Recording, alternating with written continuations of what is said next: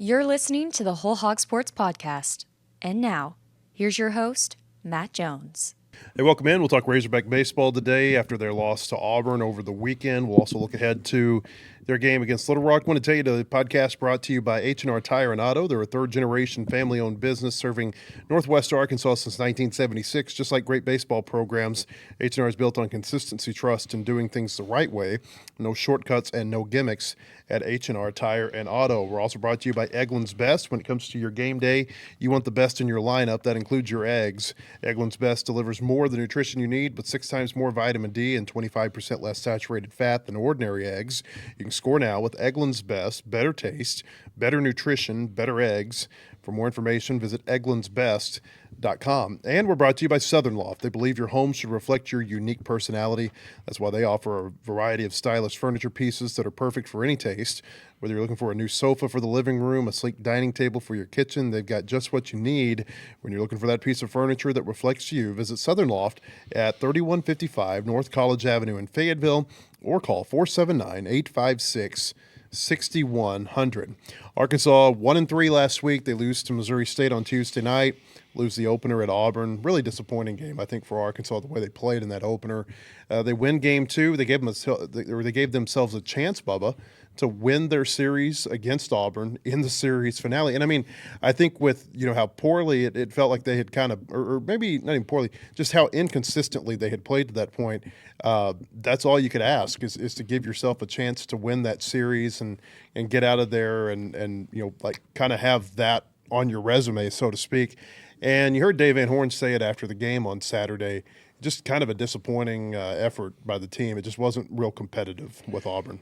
Yeah, I think it was a combination of that, and then look at the pitcher we face. Yep. And the two pitchers we face, and we faced their two conference starters. Mm-hmm. I was a little worried after Alvarez on Thursday, mm-hmm. and he pitched so well because I knew I knew what was left, mm-hmm. and they're all pretty good pitchers. I thought the Sanders guy, the lefty, was nasty. Mm-hmm. I thought he just kept us off balance. He's got kind of a weird delivery, it's almost like he pushes it from down here. Tough to pick up the ball, and I just don't think we ever saw the ball well off against him. Really just, I thought he had our number. We talked about it Thursday that it felt like Thursday's game was almost a must-win mm-hmm. game because of the way that Auburn had lined up its pitching staff. And, you don't get a good outing from Gabe Gackle. And looks like he's going to go to the bullpen now. And it wasn't even that it was a bad outing. It was a lot better than what he had done against Florida. He had them competitive in the game into the 5th, and then things just unraveled. Auburn, they get hot. They kind of hit Cole Gibbler around a little bit. And I think that was kind of the disappointing thing. I mean, you're talking about the lowest scoring team in the SEC having a 7-run inning against you. That just – with the way Arkansas has been struggling offensively, you can't allow them to have that type of offensive success and win. Yeah, and it's a combination of pitching, but it's also there's little plays that we're not making, mm-hmm. and they're not easy plays; they're hard plays. You look at the ball in right field, Stewart. Yeah, tough play. You got to catch that ball. It's a tough play though. The ball in left. Any other ballpark, the ball that Turner jumped up. Mm-hmm. Any other ballpark, that's probably an out. Mm-hmm. Maybe ball marker if wind's blowing right to left. But, there was a play in front of the plate where Helfrich came out and threw to first. Rutenbar kind of got tied up a little bit on a play. Didn't catch the ball. It wasn't a perfect throw, but a ball you should make. There was a blooper in front of Stewart in right field. I thought he could have come in and caught it. Don't know if he didn't see it mm-hmm. well. I think there were a couple of those on the last day. Yeah, there really were. I'm talking about the weekend as a whole. Mm-hmm. And when you have a pitching staff that's struggling a little bit, man, you got to make those plays. And then there was a blooper out into right center where Souza goes back, News coming in. It looked like Souza was calling the ball, so New kind of stayed back. But New's got to come in and catch that. Mm-hmm. You're the center fielder. You got to call your guy off. So there were a lot of plays like that. Now, with that being said, we did make some good plays. But, you obviously you focus on the plays that you didn't make. When you have a pitching staff that's struggling, you really need your defense to step up. And none of those were errors. I don't think any of them were errors. Maybe the throw. I think they gave Helfrich an error on the throw. On the low throw to Rutenbar. But, man, it's those are plays you got to make. when you got a staff that's struggling a little bit. I still continue to be a little surprised that they're doing the defensive alignment the way they are. I just feel like when you're struggling to score runs, that I'm surprised they don't put a different defensive lineman out there with Pompey, because I still think Pompey is maybe behind Nolan Souza. Just, if you're talking about footwork defensively in the infield, I think he's the best they have. He is, but I think Dave's frustrated with some of the at-bats from Pompey. And it's one thing to go up there and make an out or strike out, but I think they're looking at some of his at-bats as like they're non-competitive at-bats. It looks like there's just like, he's missing pitches bad. He's not making adjustments. But then you also look at the flip side of that. You're like, wow, when he hits it really hard. But I agree on the defensive side. I mean, obviously we're better with Pompey at third and Robinette at first. There's no doubt. And people don't realize how important first base is. And Rudenpar's not doing a bad job. For a guy that's never played first base, he's doing a good job. But, there was a high throw that he came off the bag on. Once again, Robinette, 6'3", long arms, catches that. Rudenbar had to come off the bag. There's just and those runs always seem to score, and that's the crazy thing about the game. I don't think it scored in that instance. I don't think they scored, but I know what you're saying. Yeah, it's like you don't want to give a team an extra out. Yeah, if nothing else, it's extra pitches for your pitcher. Is Pompey or his at bats worse than Kuhio Aloy? Because it feels like that's kind of they're trying to figure out who to play. Is it Pompey or do you play Aloy? Because when one comes out, the other typically goes in the lineup, and then you work your defense around to based on who you have in the lineup. This weekend it looked like Aloy had better takes on like sliders down. It looked like to me he had better at bats. Now he didn't get a lot of hits. Bases loaded. There was one at bat where he popped up to center. Looked like a good swing, 2-0 pitch. You want a dude to hammer that pitch. Just people look at it and they're like, oh, he popped it up. And this is what's crazy about hitting. This is a side note. A guy can foul one straight back. Let's say he fouls that 2-0 pitch straight back. Everyone's like, oh, he's right on it. But if he pops up to shallow center, oh, he's dropping his back shoulder. He's looping. He's underneath the ball. That's actually a better swing than the foul tip straight back. You think that fly ball to center, you take 1/8 of an inch on the baseball, and that's a home run to center. So you got to kind of look at it like that. But I did think I thought he laid off some pitches. I guess the long-winded answer is I feel like Aloy did a better job this weekend of working the count. He didn't chase as many sliders out of the zone. I know he had a 3-2. Sanders struck him out on a 3-2 backdoor slider, 50-50 pitch. He got the call on it. I thought that was just a nasty pitch. So I don't know. This team, they're kind of in the lion's den right now because, you lose to Florida, you lose to Auburn, and I don't think either of those teams are as good as the two that they're about to play, Alabama and Georgia. And it's so weird to say that because we're not talking about football, we're talking about baseball. And Alabama baseball looks really good this year, and that's where they go this weekend.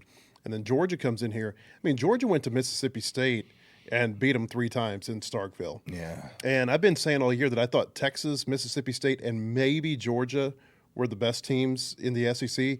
Now I think you're talking it's either Texas or Georgia based on what you saw in the field in Starkville. So it doesn't get any easier. You got Little Rock coming in tomorrow night, and they're going to be fired up to come up and play, and that looks like that's a good team that Chris Curry's got again.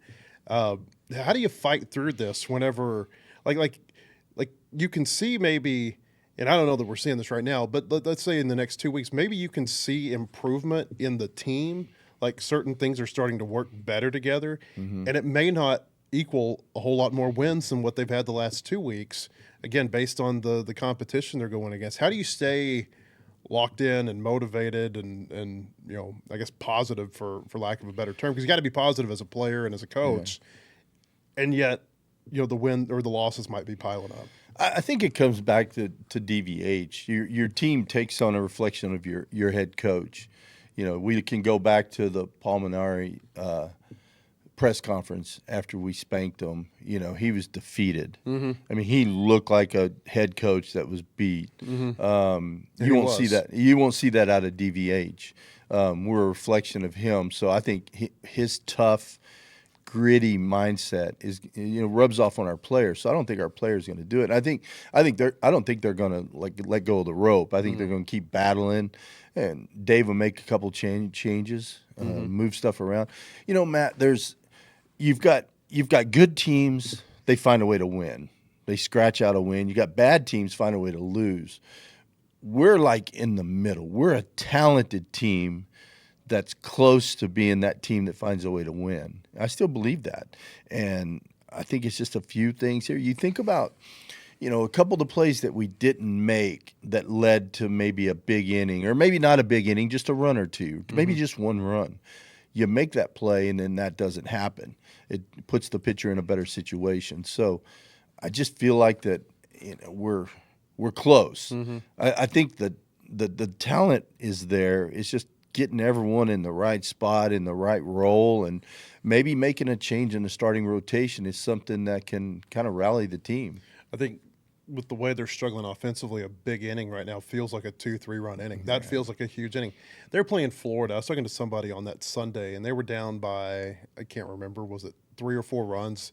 I said, that feels like an 8-run deficit with the way they're hitting the ball right now. Now, they came back and actually gave themselves a chance to catch Florida at the end of that. But and I feel like that puts a lot of stress on your pitchers when they feel like, hey, you got to be not necessarily perfect, but you got to be pretty close to it because the runs are just really hard to come by. Yeah, I think you're right, and I think guys are trying to make a perfect pitch. When you try to make a perfect pitch, you either walk a guy or leave it over the middle. There's like no in between. And I think you see that starting to happen right here.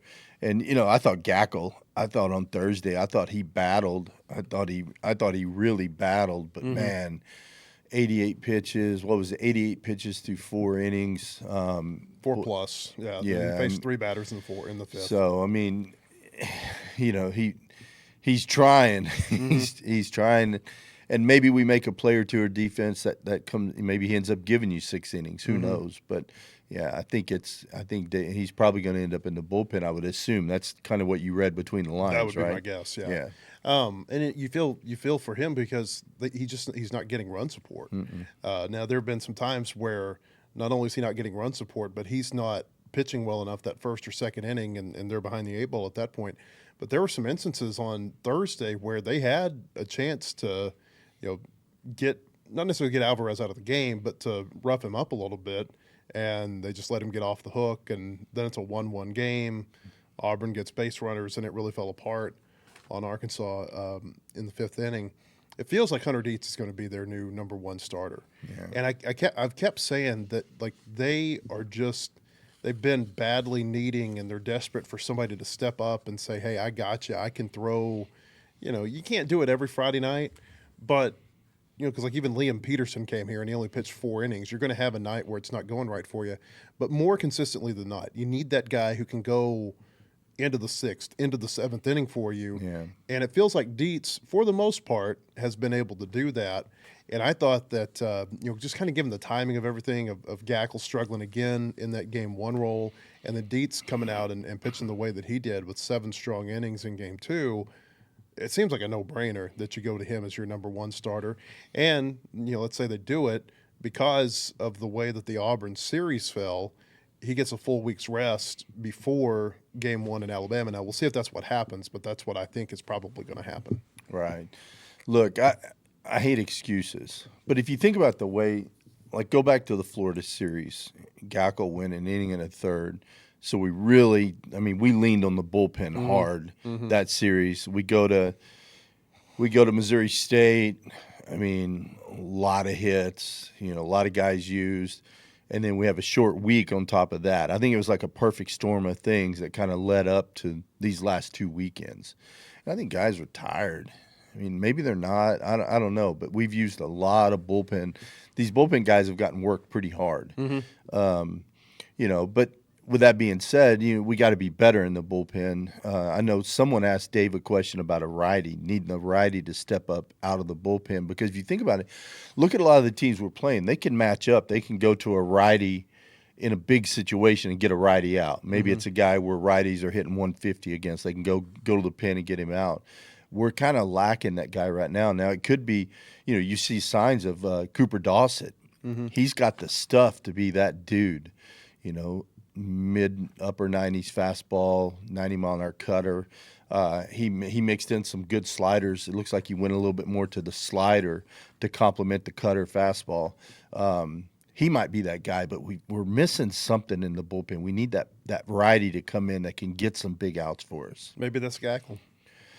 You're absolutely right. Could be Gackle coming in. So that might be a perfect mix. And if we're just getting off to a good start on the weekend, I mean, we might it might be a situation where you go Dietz to Gackle and get the win on Friday night, and then you kind of piece it together from there. Although I thought what McIlvain did at the end of game 2, that makes you really like if Dietz can get you deep into a game, maybe you need a setup man to get to McIlvain for a couple of innings. But that looked really that was as well as I think we've seen him pitch, and for him to do it, in a tight game on the road, when the series is kind of not necessarily on the line, but in like.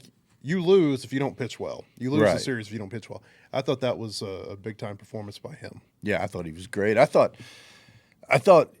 Hunter was great because the pressure that was on him, we had to have a win right there. And then McIlvain came in and did a good job. And I think Helfrich just said, hey, boys, jump on my back. I got you here. Helfrich had a great game, not just behind the plate, but just at the plate. He carried the team. He really did. I mean, and you could see the emotion when he came in the dugout after the home run. I mean, you can see how fired up he was, and it looked like he's trying to get the rest of the guys fired up as well. I thought it was just a great performance all the way around. But you're right, McIlvain was really good. But what I think about the combination of stuff. So you take Hunter Dietz, who's throwing the ball from let's say 6'9", 6'10", downhill. And then you bring a Gackle in behind him throwing from 5'6", flatter. That's a really big adjustment for an offense to make, going from that dude to that dude. Where if you follow with McIlvain, you're similar to Dietz, a high release point, kind of downhill. I don't know. I see the two complementing each other really well. We've seen some Arkansas teams have success where they didn't have a real deep bullpen. I'm thinking like 18, 19, when it felt like there might have been, 4 guys out of the bullpen who kind of were in that in the circle at the end of the season. But the key is that they had good starting pitching, at least in game 1 and game 2. Even like 2018, Isaiah Campbell, he was totally unreliable in game 3. You never knew what you were going to get from him. I feel like if they can, again, if Dietz can give them something consistent, relative to what he gave him the other night, something like what he gave him the other night. Gibler, I think he might be your number 2 starter moving forward. I mean, you heard Van Horn say after the series that they wanted to get a look at him one more time. They're thinking about starting him. Like, if those two could go into the starting rotation, we know both of them have pitched well this year at times. They've been better, more consistent than they haven't been good. Yeah. Like, if you can get long outings out of those two, I still feel like this could turn somewhat, and they could be a successful team. Bullpen maybe shortens up. Some of the guys that you've leaned on to this point in the season, maybe you don't lean on them quite so hard, because you're getting outings and innings out of your first 2 starters. That's a lot to ask, and I understand that. And trying to make that, that transition mid-season is not ideal, but. Like how much do you think tweaking the starting rotation can help this team? Like there's more than just starting pitching that's a problem, but it feels like if you can get that fixed, or at least that corrected to a certain extent, that there might be hope for these last 5-6 weeks of the regular season. No, I think so. I think it'd be huge to do that. Then when you're not – you don't want to feel like you're battling from behind all weekend. Of course, we did get out to a 3-0 lead. Right? Yeah, it does. Because you think about like Florida, they were behind the entire series, basically. I think they had 1 lead. Missouri State, they had the lead some, but Missouri State kept taking it back a lot of times in the bottom half of the inning. And then Auburn in game 1, they're playing from behind. Most of game 2, they're playing from behind. Most of game 3, they're playing from behind. I mean, it's like this team has played with the lead for a very short amount of time over the last 8 or 9 games. Yeah, I think the exception to that is Game 3, we get out to a 3-0 lead, and then the next inning they answer back with 3 runs. I think that was disappointing. But yeah, it's tough, especially in the SEC. If you're trying to constantly climb back into games, it's not easy to do. You can even go back further than that. They got the big lead at South Carolina. Since then, they haven't played with the lead much. South Carolina was up for most of Game 2, should have won that game. They were up for all of Game 3. Even UCA on that Tuesday night, UCA was up going into the 5th inning, and then Arkansas broke loose and won that game. It's just they've had to play from behind for so many weeks now. It's tough watching it. I can only imagine being on the field and being responsible and trying to overcome that. Well, think about what was Gackle's best outing. Wasn't it South Carolina where we got out to a big lead? Yeah. And he pitched really well. Yeah. With that lead. Gave up, I think, 2 home runs, but that's just because he was just pitching to contact. They just jumped. They'd also been in the pitches. dugout for 45 minutes because the merry-go-round kept spinning in the top of that inning. Yeah, but the bottom line is, I think we have to be better offensively too. We're still what I call caught in between. I see us late on fastballs, early on off speed, and I think that's the part that's frustrating. Is I know we've got the guys in the lineup that can do it, but man, we gotta figure out a way to be on time more. I just see us, and there's some guys in the lineup, like a lot of guys I can look at, like I can watch certain guys and say, okay, this is his approach, this is what he's trying to do. We got some guys in the lineup. I can't figure out their approach. I can't tell if they're looking fastball, and I don't know, or if they're looking off speed. I can't tell, or if they're just looking in a zone, because they're really, they're swinging at pitches that if you're looking in a zone, there's different ways to do it. You can hunt a speed, you can hunt a zone, you can hunt a pitch in a zone. There's so many different ways to go about it, and I'm trying to figure it out. I'll tell you, too, again, that our baseball podcast is brought to you by H&R Tire and Auto. They're a local shop that's been family-owned for 3 generations. They built their reputation on taking care of customers the right way, and that kind of longevity doesn't happen by accident at H&R Tire and Auto. So, they're getting good at bats from Ryder Helfrich, for the most part. Carter Rutenbar, I feel like, is really battling and playing well for him. I think Nolan Souza's he's been fine. You look at SEC-only stats, he's the best hitter on the team at .333. I feel like they got to have maybe 2 more to lengthen the lineup. Like you're never going to have everybody firing on all cylinders. But I think a big key is you need to have like 4 or 5 going more often than they're not.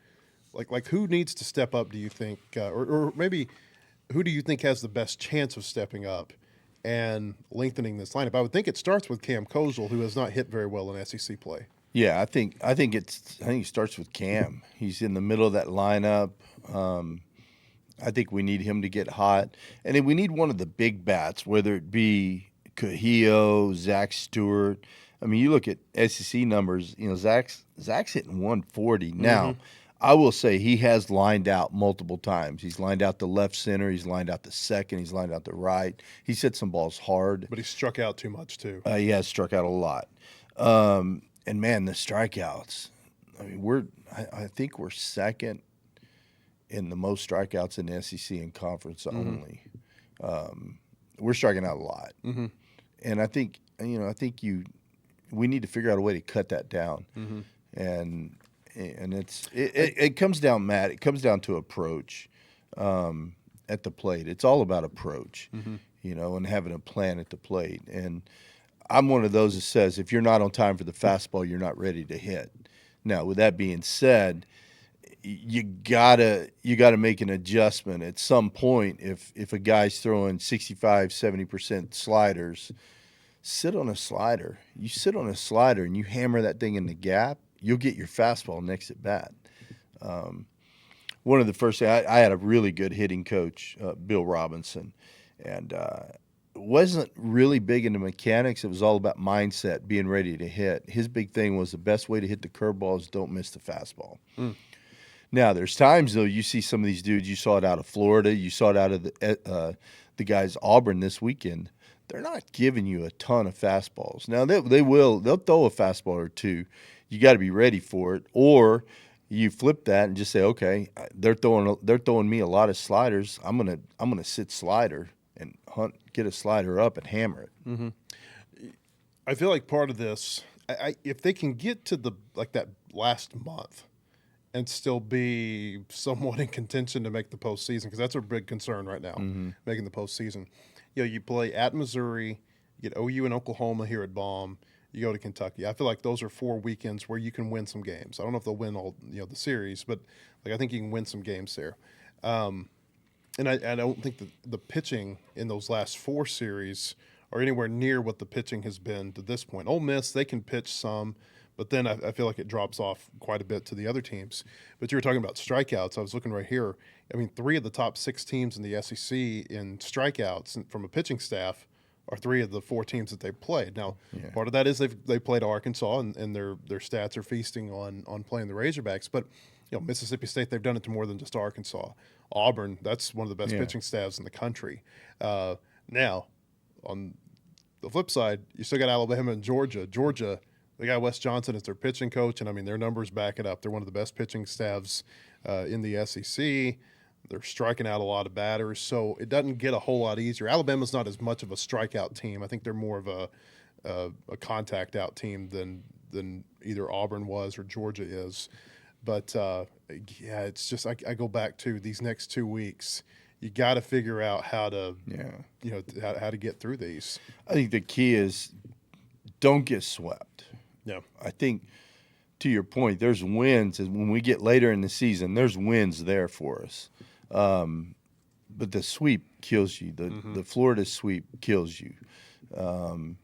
And Georgia's going to be really good. Alabama's going to be good this weekend. It'd be huge if we could go take 2 out of 3. Well, and it goes back to that RPI conversation that we were having last week. I said last week that if you can go 3-3 on this Auburn-Alabama road trip, it's going to help the RPI. And the RPI did come up just by playing Auburn. It was 70, I think, when they went into the weekend. It's up to 56 now, and that's with going 1-2 against Auburn. So it did come up, and I think it would come up quite a bit and get you into the 40s and keep you in conversation for definitely keep you in conversation for the postseason if you could win that series against Alabama. Winning Game 2 at Auburn, I think, was really big in that regard because now you don't have to sweep Alabama to get to that 500 during this 2-game or 2-week road swing. You can go 2-1 there. It's a tough ask, but Alabama's been really good at home. You think about their last 6 home games. Yeah. They swept Florida. They swept Auburn. Those are the last 2 teams that Arkansas's played and obviously struggled a lot against.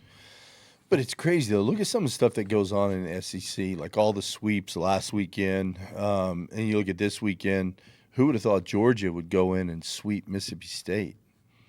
Who would have thought? I don't know that I thought they'd sweep them, but I thought they might win the series. Yeah, I never thought they'd sweep them at Mississippi State. Yeah, And then you look at Ole Miss winning the series at Florida. Mm-hmm. I didn't see that happening. But that's either. Florida. Like Florida's the most erratic team. It feels like. You're right.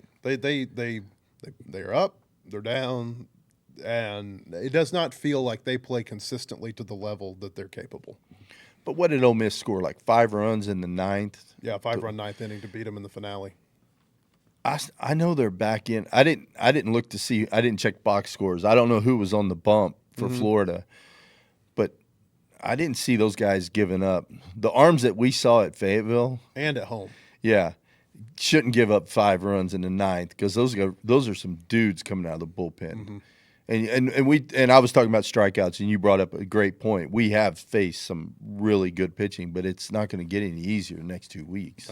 No. Again, Georgia, they're a lot more like that's Wes Johnson's thing is power arms, right? Mm-hmm. That's what he brought to Arkansas, power arms, and that's kind of I think Hobbs is just kind of he took that collection of pitchers that Wes had left him in 2019.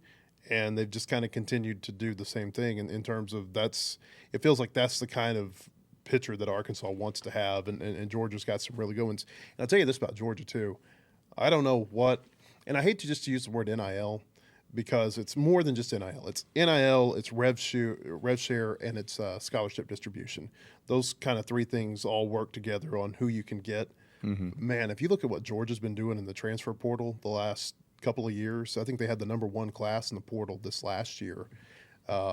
They've got something figured out there, and it's you got to get the transfers to play together and like each other, and that's not always easy.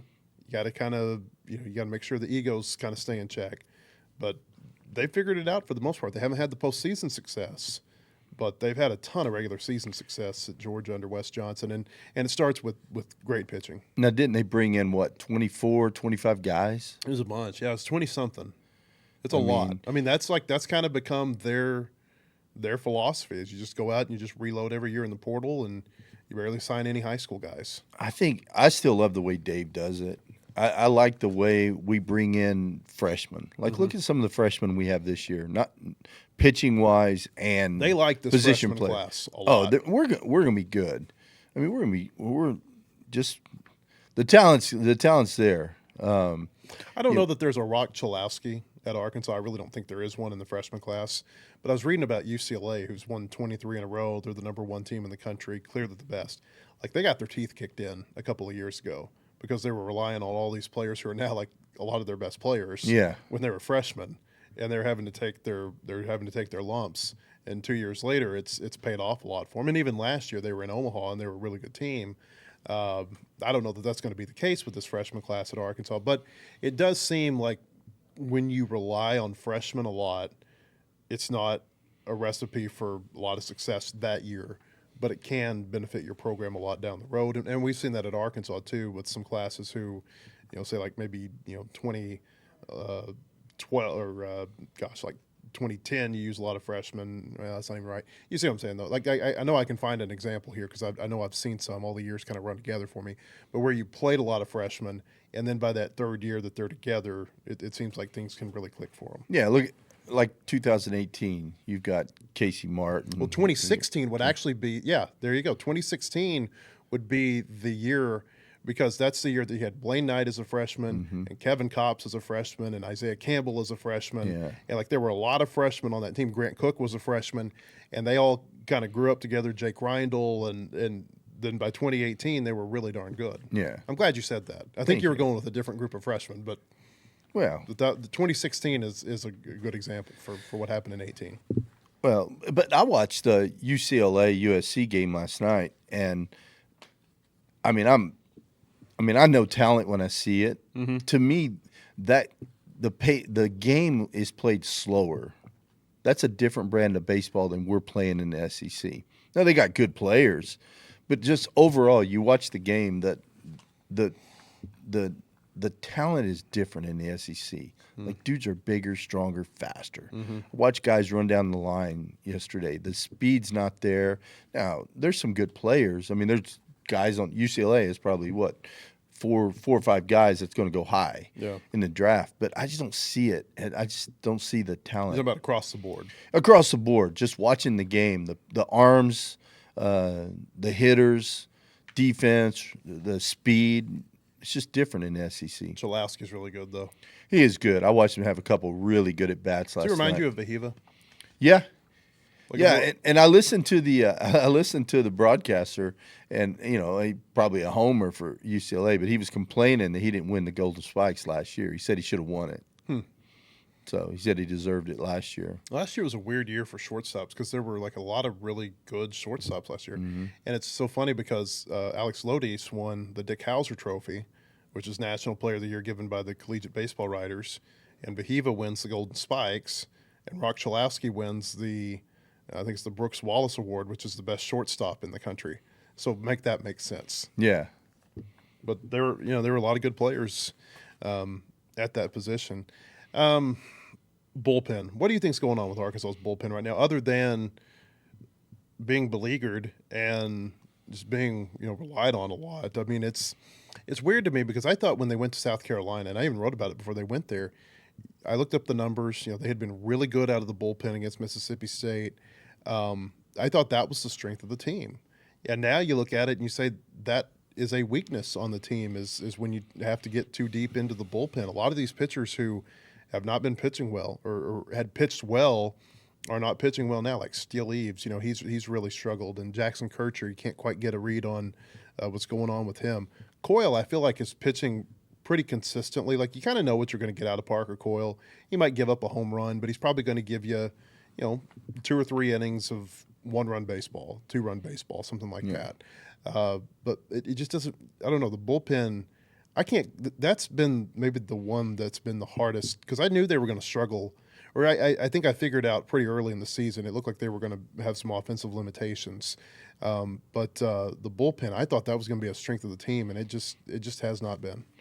Well, I think it goes back to, like, we talk about hitting's contagious, so's pitching. And I think you look at some of the situations these guys are coming in. It's not like they're coming into games with no one on base.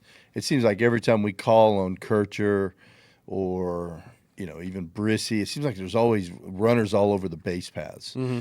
It's like, they can't come out there and make their own mess. It's like they're coming in and trying to clean up a mess that's already been made. And I think the pressures, they just feel pressure. Mm-hmm. I don't know. It's crazy how, you see a bullpen that's really pitching well like they were early in the years, like everything was going their way. They're making pitches when they need to, defense is making plays, and all of a sudden it's just like, walks and wild pitches. I mean, a ton of wild pitches. I don't know how many wild pitches we have. If you look at just SEC play only, I don't know. And hit batsmen. Well, we have 14 wild pitches, and we've hit 11 batters. Yeah. And you add that, so just look at hits. We're basically that's roughly 10 hits per game, 4 to 5 walks per game, and then you add in 14 wild pitches and 11 hit batters. You just look at that. That's you're looking at 15 base runners per game, mm-hmm. 16 base runners per game in the SEC. Man, and only fielding 960 or Arkansas is fielding 984 in SEC play. But yeah, I mean that's the pitching's been rough. Yeah, and you talk about the fielding percentage. I mean, we're not making errors, but it's those plays that we're almost making mm-hmm. that aren't errors, mm-hmm. but they're plays that SEC guys should make. And if you ask our players, they'll be like, "Man, I should have caught that ball." Or I should have made that play, and that's what I mean. It's like it seems like it's just kind of, and I hate excuses. It seems like it's just everything that could go wrong has kind of sort of been going wrong. Do you know what I mean? No, I do. It's like that little blooper to right. If it's that much more on the barrel, then it goes 10 more feet and mm-hmm. Stewart catches it, or. It's just crazy how little things. It seems like everything's going not our way, and but good teams make their own breaks, and we just need to flip that. And next thing you know, we are getting that break. That I think of the Cahillo, one of the 3-2 pitches on the outside corner to him, called a strike. That ball's another inch, or it could have gone either way. I think there's just a lot of those things going on right now, and hopefully it'll turn. I was surprised to see Colin Fisher pitch to start the game on Saturday, and they said why they did it. He was available, he was fresh, he's got starting experience. I think they were hoping that he could go out and kind of recapture, so to speak, what he had done. I thought that you'd start Gibbler, having him available. Or at least go to Gibbler earlier than the 8th inning. That part kind of surprised me. Maybe go to Gibbler whenever the game was on the line, so to speak, like 3-3 or 4-3, 5-3, kind of regulate that thing and see if you can keep yourself in it. I say all that to say I have no clue who they will start Tuesday against Little Rock. I'm fascinated to see who goes out there and pitches because like Steele Eves started last week, didn't go well for him. Peyton Lee's had some Tuesday starts that didn't go well. DeCremmer's had some Tuesday starts that didn't go well, or Wednesday starts, and I'm very interested to see how this is going to go on Tuesday. To who they're going to throw against Little Rock. Maybe like a Carson Brumball. What about maybe Tate McGuire? Possibly Tate. We didn't see him against Auburn. I don't think, or if he pitched in the first game. I I forget if he pitched. I don't think he. I don't remember him pitching. No, I don't think he pitched at You know, all. and he's started some midweek games in his career too. I wonder if maybe that's where they go. But you know, as you're trying to like keep the resume above water, so to speak. Yeah. I mean, you can't afford any more letdowns on Tuesdays, and there's still some tough midweek games left. I mean, I think Little Rock's going to give them a challenge. We know Arkansas always seems to not play well at Dickey Stevens. They go there and they play UAPB. And then in 2 weeks, Missouri State comes back here to Fayetteville. And there will be obviously Arkansas will be motivated and Right. wanting to beat them. But I mean, I don't think Missouri State's going to forget how to hit between now and then. Yeah, I think we'll take care of Missouri State. I think when they come to our ballpark, it'll be different. I think It'll be interesting to see. But to your point about who's going to pitch, it could be Tate. But what did you think about Brumbaugh?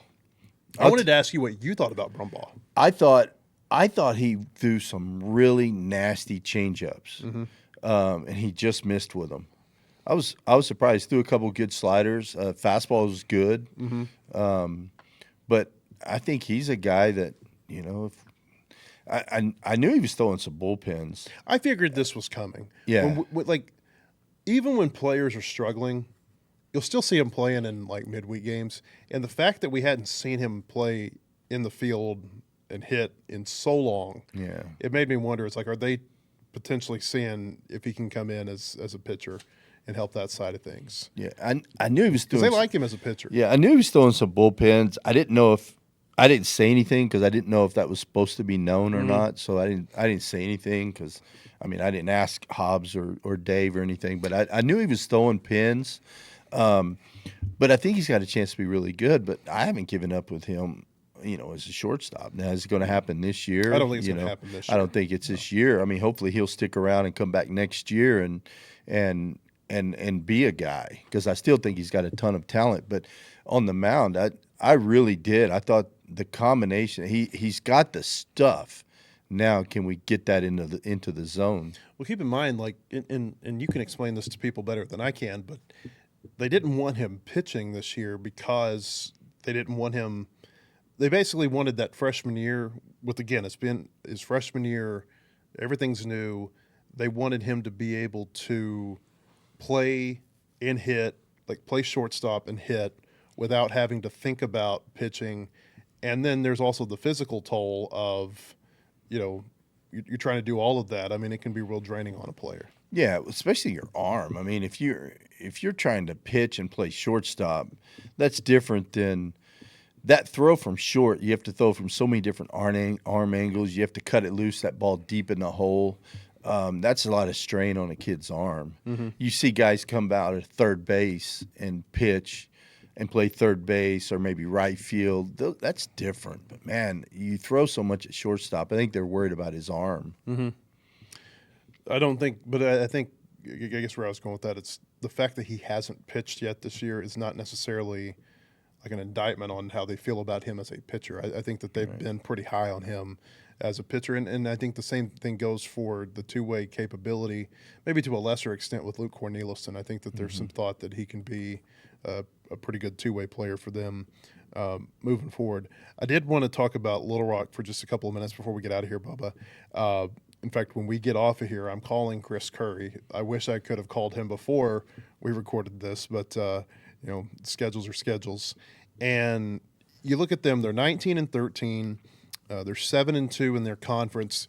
They were picked to finish fourth in the OVC, which they won the OVC tournament last year. They won the regular season 2 years before that. They haven't played the big teams in the OVC yet, like SIU Edwardsville or SEMO or Eastern Illinois. Those are the teams that are kind of projected to be at the top right with Little Rock. The teams they played are, they played Tennessee Tech, who was picked to finish fifth. They played Southern Indiana, who was picked to finish seventh, and they played Western Illinois, who was picked to finish last in the OVC. So we'll see what they look like in their conference once they play, kind of the big dogs, so to speak. But I think what you can always expect from them, number one, is motivation. Kind of like when Arkansas State and UCA came here, right? Mm-hmm. I mean, it's a chance for those guys to play the Razorbacks. And it seems like Curry can always, more often than not, especially when you play them like in just one midweek game, they're typically going to have pretty good pitching that's going to be competitive at least late into the game. Yeah, you talk about the motivation factor. I mean, they want to come in here and we're kind of big brother. They want to come in here and beat us and wobbling a little bit. Yeah, yeah, and Curry's going to have them ready. And the thing about Chris Curry, I mean, you know what you're going to get out of his team. He's a lot like Dave Van Horn, and you know what you're going to get out of his team. He demands certain things. They're going to do the little things right, and I think it's going to be a tough one for us. I mean, and you said you can't afford to lose another midweek game. No. So I think you hate to say it's what's the date? It's April 6th. You hate to say April 7th is a must-win game for us, but it's a game that we really need to win. So, but I think offensively, I think we can talk about pitching. I think we got to go out. We got to have a good plan offensively and get it done offensively. You look at Little Rock last week. They played. I was trying to pull up the box score here. They played at Ole Miss, and they lost the game 7-4. Remember Arkansas State? They had gone to Ole Miss, I think, the week before they came here, and they'd been pretty competitive with them. Maybe even let them kind of get off the hook. Yeah. And so, I don't know, keeping Ole Miss competitive like that on a Tuesday night, I think is a pretty good indication that you're probably going to have your hands full if you're the Razorbacks. Yeah, I think so. And I think, we'll see who pitches. I don't know if Dave will start Peyton Lee again. I think you're right with Tate McGuire, though. I'd say he's probably the guy since we didn't see him this weekend. I hope he's okay. But yeah, I think when it comes down to it, we got to score more runs, take some pressure off the pitching staff. Play good defense, and I think we'll be in good shape. I'm still a glass half full guy, and like I said, I think we're a talented team. That's we're not getting the breaks, but we're not making our own breaks. I think there's something to be said too for the fact that there's kind of nothing left to lose at this point. There's not that pressure of and maybe they're going to be ranked again this week. I don't know, but there's not that pressure of staying ranked or that pressure of hey you got to host a regional or hey you got to be in contention for the SEC. Now it's just you got to go out there and you got nothing to lose and I don't know, maybe you're able to play a little bit more freely when that's the case. Yeah, you don't want to get to the point, and this isn't going to happen. I probably shouldn't even say this, but you don't want losing to become a habit. I mean, losing should hurt, and a DVH team is never going to let that happen. But yeah, you just got to go out and start scratching and clawing and figure out a way to get a win. If you got to play a little small ball early in the game or whatever you got to do, and I think Dave he's going to figure it out. You're going to see a few more changes, and I think we'll see things start to turn around. By the way, here's the box score for Ole Miss Little Rock last week. Little Rock was up 3-1 in the 5th inning, and it was a 5-4 game in the 8th. So kind of what I suspected. Little Rock, they're going to fight you. Who started for Little Rock on the mound? You're putting me on the spot here. Oh, my bad. I thought you had the box score. Let's see here. Well, I do. Nick Bronzini was their starter last week. Pitched 2 2/3. Okay. So we'll see if he starts again. Again, I'm talking to Chris Curry in 7 minutes, so I'll be able to tell you a lot more about Little Rock in maybe about 30. I'll give you a call. Well, they're going to do what they're going to have. It'll be all hands on deck in their bullpen, and so I just hope our bullpen's rested enough. Yeah. But I think it helps us that we were Thursday, Friday, Saturday, so we had a couple days of rest. So I think our dudes should be ready to go out of the pen. We'll see. They got to play well tomorrow night because again, this RPI is something that you got to keep an eye on the rest of the season. Once again, our baseball podcast brought to you by H&R Tire and Auto. They're proudly family owned since 1976, trusted across Northwest Arkansas, committed to keeping you safe on the road all season long. You can learn more or schedule service at H&R Tire and Auto. Bubba, appreciate you being here. You can read all of our baseball coverage at wholehogsports.com. We'll see you next time.